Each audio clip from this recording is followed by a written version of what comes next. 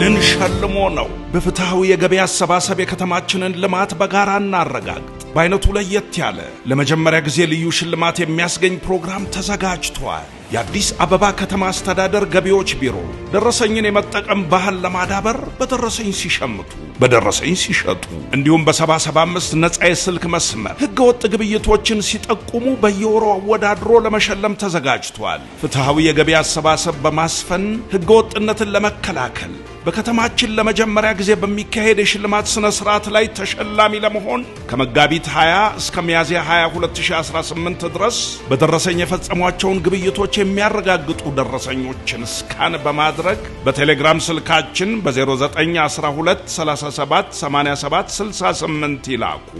አሸናፊ ከሆኑ ይሸለማሉ። ማሳሰቢያ፣ የገቢዎች ቢሮ የፌስቡክ ገጽ እንዲሁም የቲክቶክ እና ሌሎች ማህበራዊ ፕላትፎርሞች ቤተሰብ መሆን የውድድሩ አንድ አካል ነው። የአዲስ አበባ ከተማ አስተዳደር ገቢዎች ቢሮ